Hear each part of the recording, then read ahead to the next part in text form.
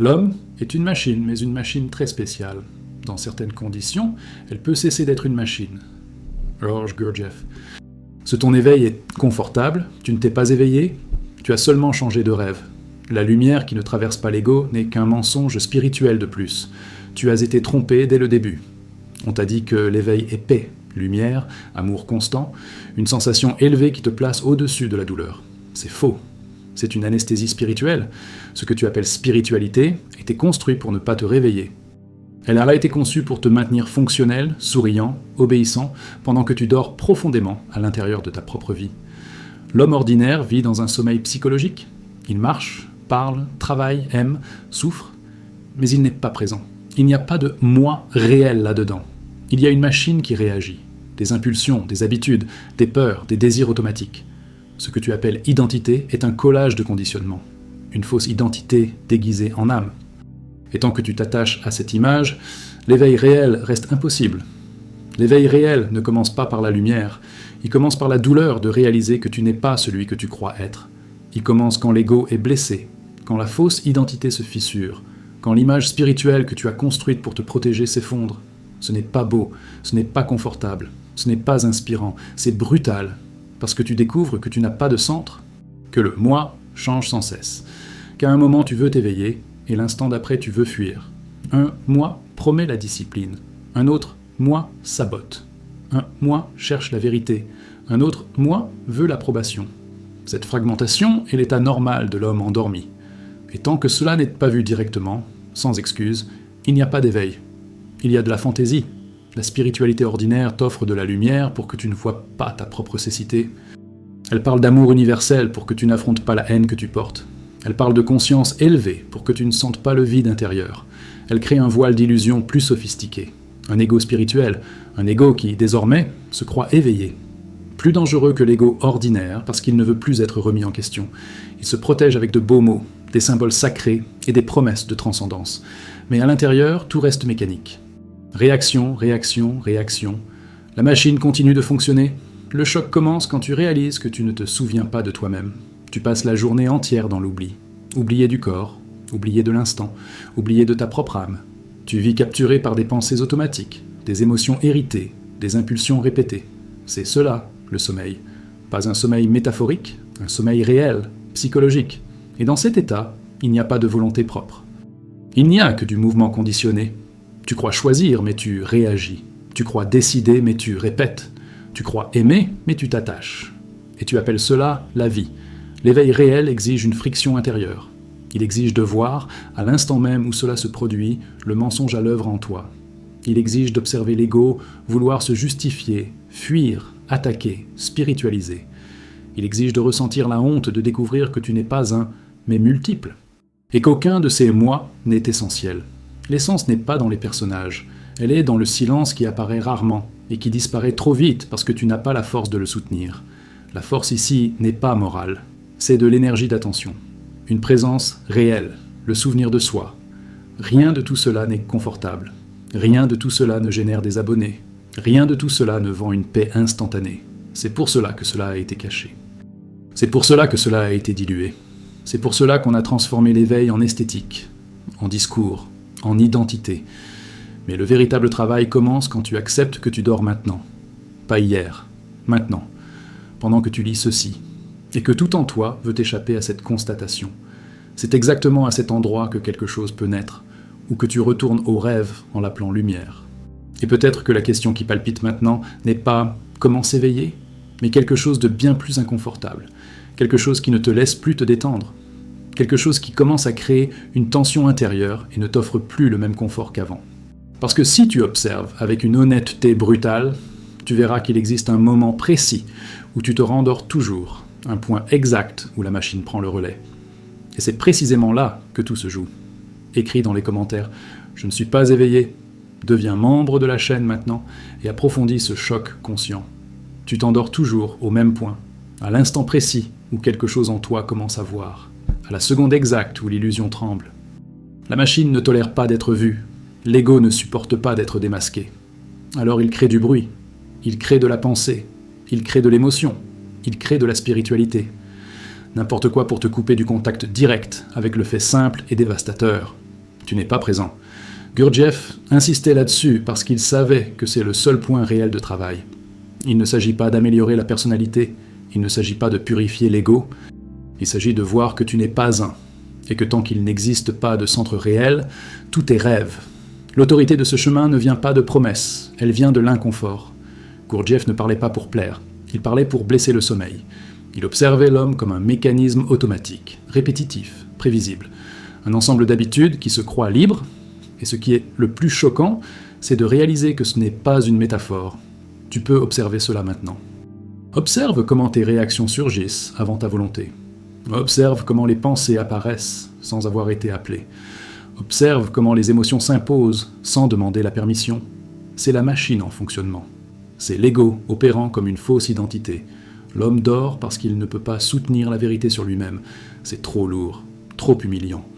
Découvrir que tu n'as pas d'unité, pas de volonté continue, pas de conscience stable. Alors la personnalité crée des histoires.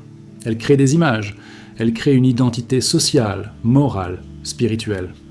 Tout cela est un bouclier contre la perception directe de ta propre fragmentation. Gurdjieff appelait cela la personnalité. Quelque chose d'acquis, d'artificiel, construit pour survivre. Ce n'est pas l'être, ce n'est pas l'essence. C'est un déguisement nécessaire tant que tu dors. L'essence est fragile parce qu'elle n'est presque jamais nourrie. Elle apparaît rarement sous forme de brefs éclairs de présence, de silence intérieur, de contact réel avec l'instant. Mais tu ne reconnais pas cela comme précieux. Tu te distrais, tu penses, tu réagis, et l'instant passe. L'éveil réel commence quand tu commences à ressentir de la honte face à cette perte constante. Pas de la culpabilité, une honte consciente. La perception que tu te trahis toi-même en permanence, que tu abandonnes le réel pour le confort psychologique. Que tu choisis le sommeil parce que s'éveiller fait mal. La spiritualité ordinaire t'enseigne à te sentir bien en dormant. Elle t'enseigne des techniques pour soulager les symptômes, pas pour détruire la cause. Elle t'enseigne à tout accepter pour n'avoir à confronter rien. C'est exactement l'opposé du travail réel. Le quatrième chemin n'est pas une consolation, c'est une friction. C'est un travail sous pression. C'est se souvenir de soi au cœur de la vie ordinaire, au cœur du conflit, au cœur de la réaction. Pas dans des retraites, pas dans des états modifiés, mais ici, maintenant, pendant que l'ego veut dominer. Tu ne t'éveilles pas d'un seul coup, c'est aussi une illusion dangereuse. L'éveil n'est pas un événement mystique, c'est une lutte continue contre ta propre mécanicité, un effort constant pour ne pas t'identifier à chaque pensée, chaque émotion, chaque impulsion. Gurdjieff parlait d'auto-observation sans jugement. Ce n'est pas de l'introspection psychologique, c'est voir le fait nu, voir la machine fonctionner sans tenter de la réparer. Parce qu'au moment où tu essaies de t'améliorer, un autre moi prend le contrôle et tout devient théâtre.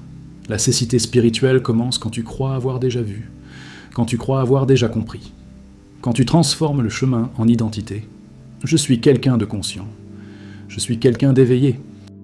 C'est l'ego spirituel qui se consolide, plus rigide, plus subtil, plus résistant au choc. Le travail réel exige que tu acceptes de ne pas savoir, d'accepter de ne pas être, d'accepter d'être perdu. Cette acceptation n'est pas passive, c'est une reddition brutale de la fausse identité, c'est laisser le sol psychologique disparaître.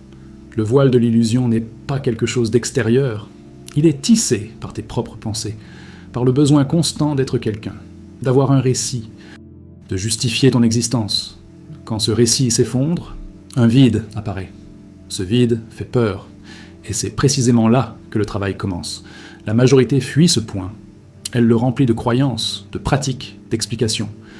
Mais le quatrième chemin pointe directement vers le vide, parce que c'est seulement en lui que quelque chose d'essentiel peut croître.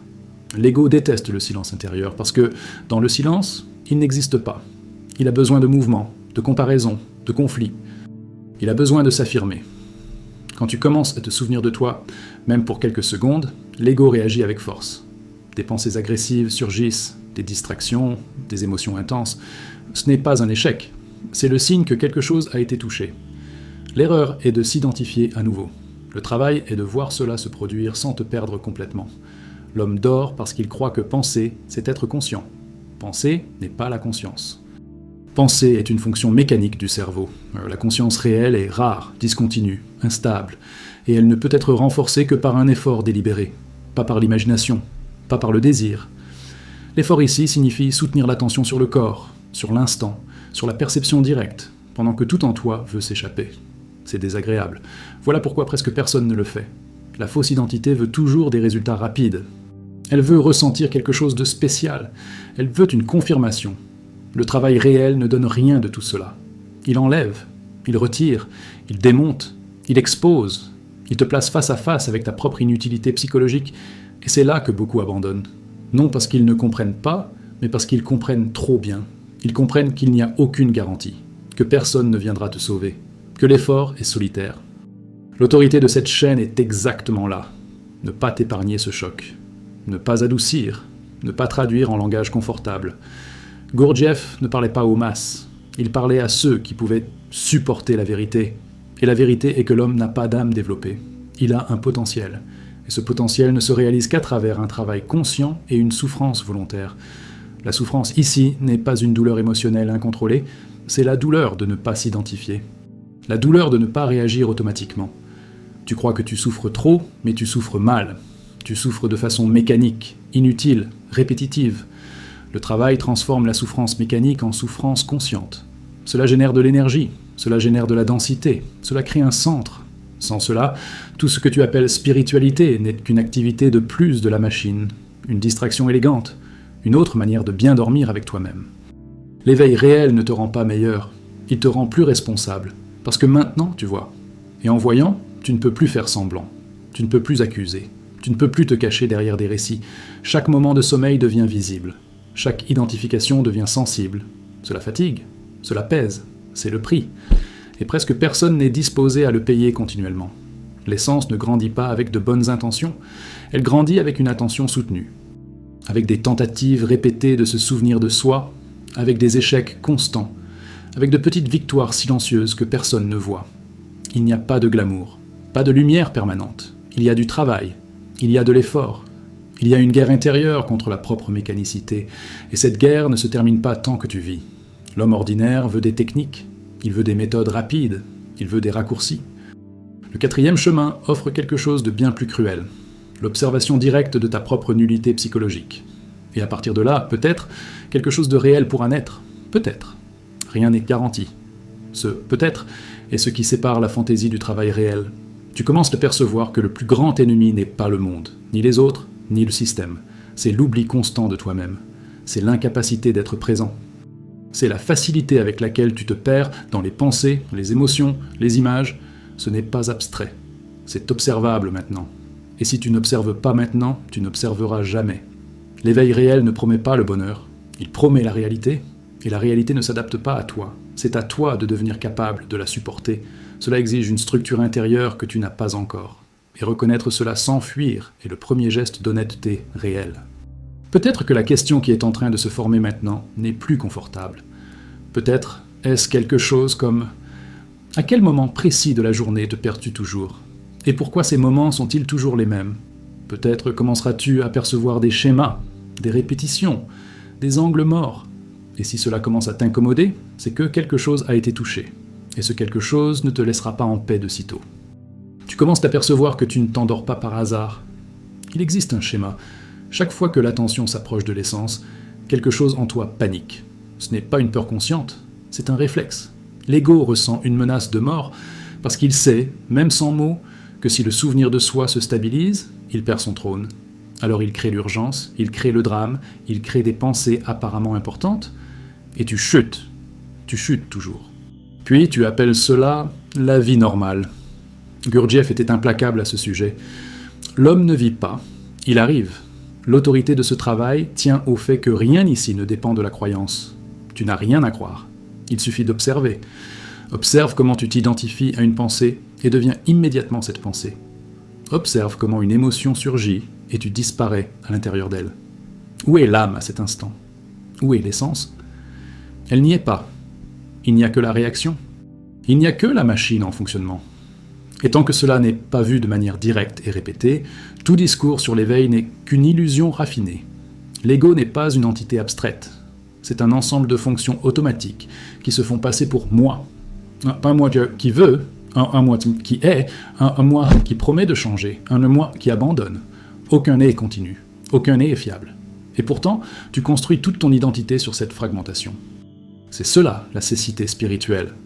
Croire à l'unité là où il n'y a que multiplicité mécanique. Le sommeil n'est pas l'absence de conscience, c'est l'absence de souvenir de soi. Tu peux être intelligent, sensible, cultivé, spiritualisé, et pourtant profondément endormi, parce que rien de tout cela ne garantit la présence. Rien de tout cela ne crée un centre. Gurdjieff le rendait clair, sans centre de gravité intérieur, l'homme est poussé par la vie comme une feuille au vent. Et il appelle cette poussée un choix. La spiritualité ordinaire nourrit ce mensonge. Elle dit que tu es déjà entier, qu'il suffit d'accepter, qu'il suffit de faire confiance. Cela épargne à l'ego le travail réel, cela épargne le choc, cela épargne l'humiliation de découvrir que tu n'as pas assez d'être pour soutenir ne serait-ce que 5 minutes d'attention consciente. Le 4e chemin commence exactement là où cette fantaisie s'effondre. Tu commences à remarquer quelque chose d'inconfortable. Tu aimes dormir, tu aimes l'automatisme, tu aimes ne pas voir, parce que voir exige un effort, exige de la responsabilité, exige d'abandonner l'identité que tu as défendue toute ta vie. La fausse identité est confortable parce qu'elle explique tout. Elle a toujours une justification. L'essence n'explique pas. Elle est. Et cela effraie un organisme dépendant des récits. Le travail réel ne se produit pas quand tu es calme. Il se produit quand tu es provoqué, quand quelque chose touche ton orgueil, quand quelqu'un blesse ton image, quand le monde ne répond pas. Ce sont précisément ces moments où l'ego prend le contrôle total. Et ce sont précisément ces moments où le travail devrait commencer. Mais tu oublies toujours, puis tu rationalises. C'est le cycle du sommeil. L'autorité de Gurdjieff réside dans le refus de cette rationalisation. Il n'adoucissait pas, il n'adaptait pas, il ne consolait pas. Il savait que l'homme préfère souffrir mécaniquement que souffrir consciemment, parce que la souffrance consciente exige la présence, exige de ne pas fuir, exige de ne pas s'identifier. C'est un feu intérieur qui brûle peu à peu la fausse identité. Et presque personne ne supporte ce feu longtemps. Tu commences à comprendre que s'éveiller, ce n'est pas gagner quelque chose, c'est perdre. Perdre des illusions, perdre des images, perdre l'idée que tu es spécial. Perdre la croyance que tu es déjà arrivé. Chaque perte fait mal. Chaque perte génère de la résistance. L'ego lutte pour survivre. Il tente même de transformer cette perte en mérite spirituel. Regarde comme je suis profond. Et le sommeil revient, plus sophistiqué. La machine est ingénieuse. Elle apprend vite. Elle copie le langage spirituel. Elle imite la compréhension. Elle crée des expériences intérieures pour se sentir vivante. Mais rien de tout cela n'est l'essence. Rien de tout cela n'est l'être. Tout cela n'est que du fonctionnement automatique à des niveaux plus subtils. Et sans quelqu'un qui observe, sans souvenir de soi, tout demeure mécanique, simplement plus élégant. L'éveil réel exige de la répétition. Pas la répétition de technique, mais la répétition de voir. Voir que tu dors, voir que tu t'identifies, voir que tu fuis, voir que tu oublies. Cette répétition crée un frottement intérieur. Ce frottement génère de la chaleur. Cette chaleur peut, avec le temps, consolider quelque chose de réel. Pas rapidement, pas facilement, pas pour tous. Tu commences à ressentir une division intérieure. Une partie veut voir, une autre veut dormir. Cette division est saine. Elle marque le début du travail. Avant cela, tout était confusion. Maintenant, il y a un conflit conscient. Mais ce conflit ne doit pas être dramatisé, il doit être observé, sans prendre parti, sans créer d'histoire, simplement voir la lutte se dérouler. L'essence ne parle pas fort, elle ne crie pas, elle ne convainc pas, elle apparaît comme un sens silencieux de la réalité, un moment où tu es ici, totalement ici, sans commentaires internes, sans image de toi-même. Ce moment est bref, très bref, et tu le perds rapidement. Mais maintenant, tu sais que tu l'as perdu. Et cela change tout. La cécité spirituelle la plus profonde est de croire que ces moments suffisent, qu'ils sont déjà assez. Ils ne le sont pas. Ce ne sont que des aperçus, des signes de ce qui est possible. Sans travail continu, ils ne s'accumulent pas. Ils ne se transforment pas en être. Ils deviennent de beaux souvenirs que l'ego utilise pour se valider. Et le cycle recommence. L'homme dort parce qu'il ne paie pas le prix de l'attention. L'attention coûte de l'énergie. L'énergie coûte de l'effort. L'effort coûte de l'inconfort. Et l'homme moderne fuit l'inconfort comme il fuit la mort.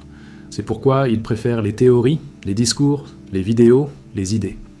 Tout cela peut être consommé en dormant. Le travail réel, non. L'autorité de cette chaîne réside dans le refus d'un confort consommable. Ne pas te laisser indemne, ne pas permettre que cela devienne un contenu de plus. Si cela n'est qu'une vidéo de plus, alors cela a échoué. L'objectif est de générer une tension intérieure. Une tension qui t'accompagne après. Une question qui ne se tait pas. Un malaise qui ne se résout pas par la pensée. Peut-être commences-tu à percevoir maintenant que le plus grand obstacle n'est pas de ne pas comprendre. c'est de ne pas vouloir payer le prix. Le prix n'est ni l'argent, ni le temps. C'est l'abandon de l'image que tu as de toi-même. C'est accepter que tu es bien moins conscient que tu ne l'imagines. Et soutenir cette perception sans fuir. L'éveil réel n'est pas pour tous. Non parce qu'il serait élitiste, mais parce qu'il exige quelque chose que peu offre, une honnêteté radicale envers soi-même. Sans cette honnêteté, tout devient fantaisie spirituelle. Avec elle, le chemin devient étroit, solitaire et réel. Et si quelque chose en toi commence à ressentir ce resserrement maintenant, si tu commences à percevoir des moments précis de ta journée où tu t'endors toujours, où tu t'identifies toujours, où tu te perds toujours, alors peut-être que le travail commence à se laisser entrevoir. Et la question qui émerge n'est plus théorique, elle est pratique, presque dérangeante, parce qu'elle touche directement le prochain pas inévitable. Tu commences à voir quelque chose d'encore plus perturbant. Ce n'est pas seulement que tu dors, c'est que tu défends le sommeil. Tu le protèges, tu le rationalises, tu fabriques des arguments intérieurs pour rester exactement comme tu es. La machine ne veut pas s'éveiller parce que l'éveil démontre l'économie interne de l'ego. Tout ce que tu as construit émotionnellement dépend de la continuité du sommeil. Tes justifications, tes ressentiments, ton image spirituelle de toi-même, tout s'effondre si le souvenir de soi se stabilise. C'est pourquoi l'ego lutte avec une telle férocité lorsqu'il est observé. Ce n'est pas une résistance symbolique, c'est de l'autopréservation. Gurdjieff ne traitait pas l'ego comme un ennemi moral. Il le traitait comme un mécanisme fonctionnel, nécessaire tant qu'il n'y a pas d'essence développée. Le problème n'est pas que l'ego existe, le problème est qu'il occupe la place de l'être. Le problème est que tu crois qu'il est toi. Cette confusion est la racine de la cécité spirituelle. Tant que tu t'identifies à la machine, tout ce qui se produit en toi semble personnel, profond, définitif. Mais ce ne l'est pas. Ce n'est que répétition. Ce n'est qu'une habitude émotionnelle qui tourne en rond. La fausse identité vit d'histoire. Elle a besoin d'un passé cohérent et d'un futur prometteur. L'essence n'a besoin de rien de tout cela. Elle n'existe que dans le maintenant. Et c'est précisément pour cela que le maintenant est si insupportable pour l'ego. Dans le maintenant, il n'y a pas de récit, pas de personnage, pas de justification, il n'y a que la présence nue. Et cette nudité intérieure provoque la peur, parce qu'elle révèle le vide là où tu croyais qu'il y avait un « moi ». Tu commences à comprendre que toute ta vie a été construite pour éviter ce vide. Relations, ambition, spiritualité, même la souffrance. Tout sert à remplir, tout sert à ne pas sentir le néant intérieur. Mais le quatrième chemin pointe directement vers ce néant, parce que c'est là que quelque chose de réel peut surgir. Pas une idée d'âme, mais la possibilité concrète de l'essence. Et cela n'advient pas sans traverser la sensation de non-existence psychologique. L'homme dort parce qu'il croit qu'exister psychologiquement, c'est exister réellement. Il confond l'activité mentale avec l'être. Il confond l'émotion avec la profondeur. Il confond l'intensité avec la vérité. Gurdjieff démantèle tout cela en montrant que tu peux penser, sentir, agir, et pourtant ne pas être présent. La présence n'est pas une activité, c'est une qualité d'attention, et cette qualité ne surgit pas spontanément, elle exige un effort délibéré. Cet effort n'est pas tendu au sens ordinaire, il est silencieux, continu, inconfortable. C'est soutenir l'attention pendant que quelque chose en toi veut s'échapper, veut commenter, veut juger, veut réagir. Chaque seconde d'attention soutenue révèle à quel point tu es faible intérieurement. Et cette révélation fait mal. Non parce que tu serais incapable, mais parce que l'ego déteste être vu comme insuffisant. L'autorité de cette chaîne s'ancre exactement à cet endroit. Ne pas soulager cette douleur, ne pas la traduire en langage thérapeutique, ne pas la transformer en estime de soi spirituelle. Le travail n'est pas de te sentir mieux avec toi-même, c'est de cesser de te mentir à toi-même. Et cela crée une fracture intérieure, une fracture nécessaire. Sans elle, tout reste lisse, confortable, faux. Tu commences à remarquer que même ton désir de t'éveiller est mécanique. Il apparaît et disparaît. Il dépend de l'humeur, de l'environnement, de l'énergie du moment. Cela montre qu'il n'y a pas encore de volonté réelle. Il n'y a que des impulsions contradictoires. Un « moi » veut s'éveiller, un autre « moi » veut dormir, un autre « moi » veut être reconnu pour vouloir s'éveiller. Aucun n'est stable, aucun n'est toi. Gurdjieff était direct. La volonté réelle ne naît que lorsqu'il existe un centre. Avant cela, tout est imagination. Et imaginer que tu as de la volonté est l'une des formes les plus profondes du sommeil, parce que cela te donne une sensation de contrôle, sans aucun contrôle réel. Tu promets des changements que tu n'accomplis jamais. Tu te déçois toi-même, et tu appelles cela une faiblesse morale, alors qu'il s'agit en réalité d'une absence d'être. La machine se meut par association. Une pensée en entraîne une autre. Une émotion entraîne une réaction. Un stimulus externe définit ton état interne. C'est la mécanicité. Tant que cela continue, tu ne vis pas, tu es vécu. Et ce qui est le plus choquant, c'est de voir que cela se produit toute la journée, tous les jours, sans exception. L'éveil commence quand tu vois cela non comme un concept, mais comme un fait vécu. La spiritualité populaire offre des expériences pour compenser cette constatation. Des états élevés, des sentiments d'unité, des pics émotionnels. Tout cela peut se produire dans le sommeil, tout cela peut être absorbé par la machine et utilisé comme identité. Le quatrième chemin ne s'intéresse pas aux expériences, il s'intéresse à un état de conscience stable. Et cela ne vient pas sans un travail dur et répétitif. Tu commences à ressentir de la fatigue face à ton propre théâtre intérieur. Fatigue de réagir toujours de la même manière, fatigue de promettre et d'oublier.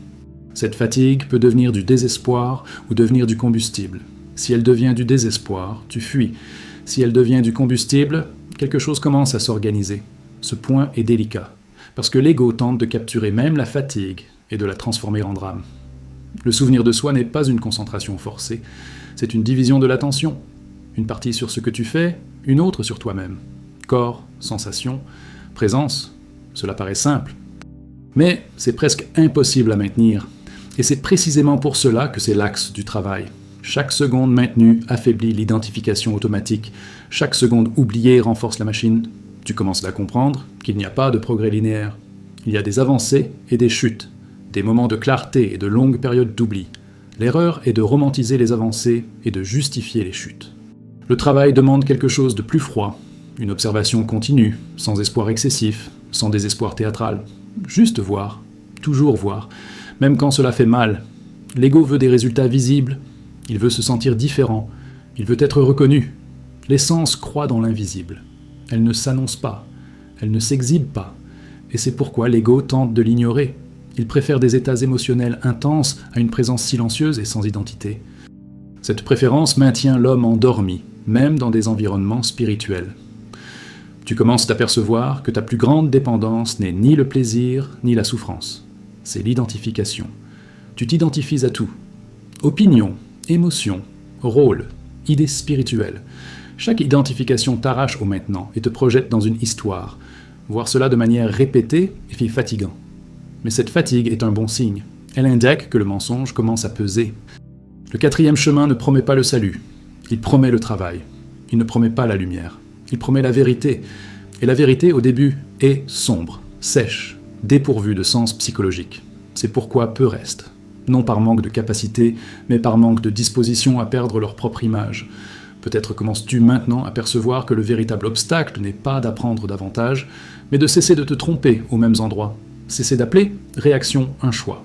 Cesser d'appeler émotion une conscience. Cesser d'appeler sommeil une paix.